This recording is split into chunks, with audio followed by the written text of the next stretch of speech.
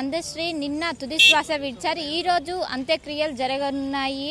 ఏదైతే లాలాపేట ప్రొఫెసర్ జయశంకర్ స్టేడియంలో నిన్న భౌతికాయాన్ని పెట్టారు. నిన్న ప్రజల సందర్శనార్థం ఇటు కవులు కావచ్చు, ఇటు కళాకారులు, అదేవిధంగా ప్రముఖులు పెద్ద ఎత్తున కడసారి చూడడానికి పెద్ద ఎత్తున తరలి వచ్చారు. ఈ రోజు గట్కేసర్లోని ఎన్ఎఫ్సి నగర్లో అంత్యక్రియలు జరగనున్నాయి.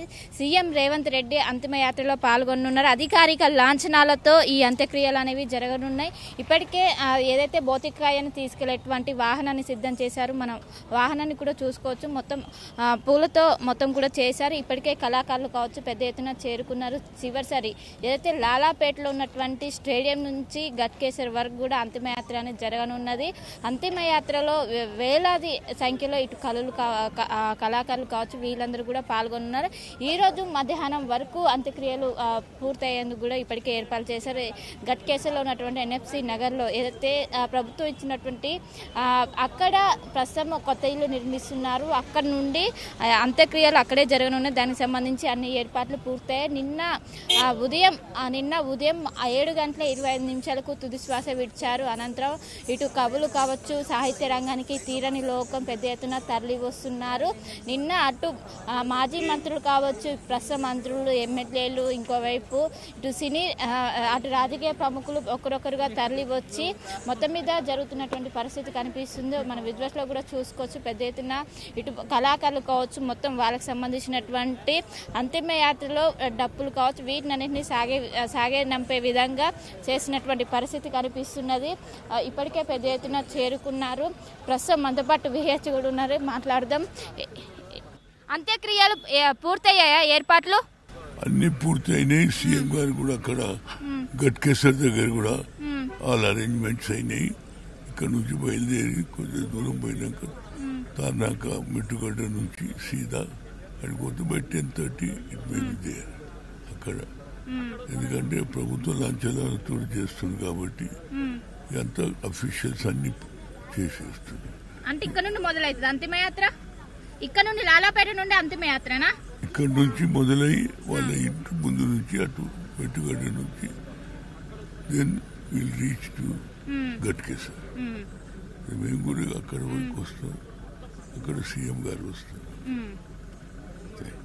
చూసుకోవచ్చు. మొత్తం మీద ఇక్కడ నుండి లాలాపేటలో ఉన్నటువంటి స్టేడియం నుంచి మొదలుకొని గట్కేసర్లో ఉన్నటువంటి ఏదైతే ఎన్ఎఫ్సి నగర్లో అంత్యక్రియలు అనేవి జరగనున్నాయి. ఇప్పటికే ఇక్కడ ఉన్నటువంటి స్టేడియంలో ఇటు కవులు కావచ్చు, ఇంకోవైపు పెద్ద ఎత్తున అభిమానులు వచ్చారు. అభిమానులు వచ్చి కడసారి ఆయన చూడడానికి పెద్ద ఎత్తున తరలి వస్తున్నారు. నిన్న ఇసుకేసే రాలినంత జనం నిన్న వచ్చారు.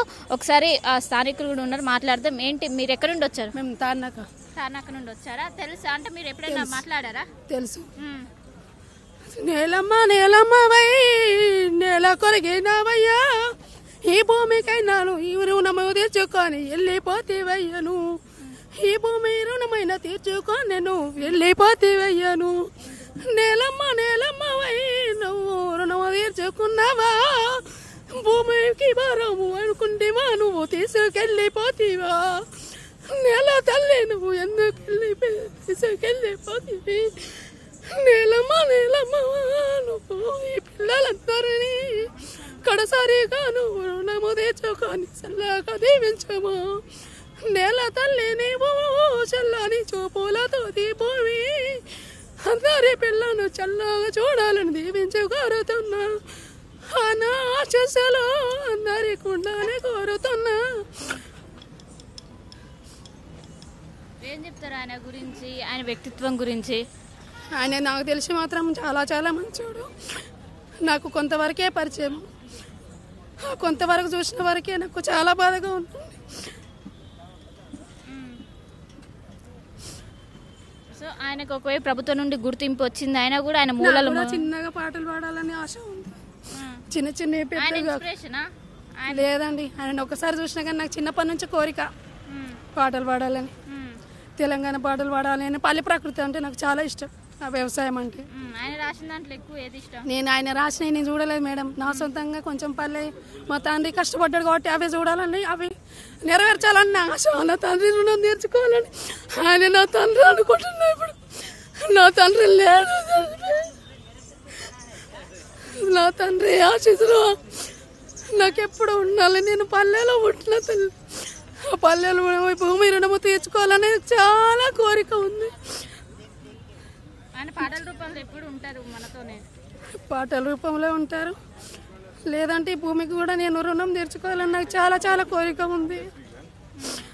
నా తండ్రి రుణం తీర్చుకోవాలని ఇంకా కోరిక.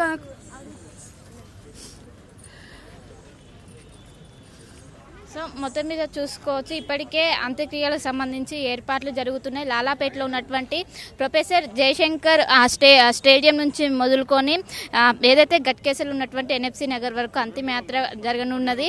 ఎన్ఎఫ్సి నగర్లో అటు సీఎం రేవంత్ రెడ్డి పాల్గొనున్నారు. అంతిమయాత్రలో పాల్గొని చివరిసారిగా ఆయనకు నివాళి అర్పించనున్నారు.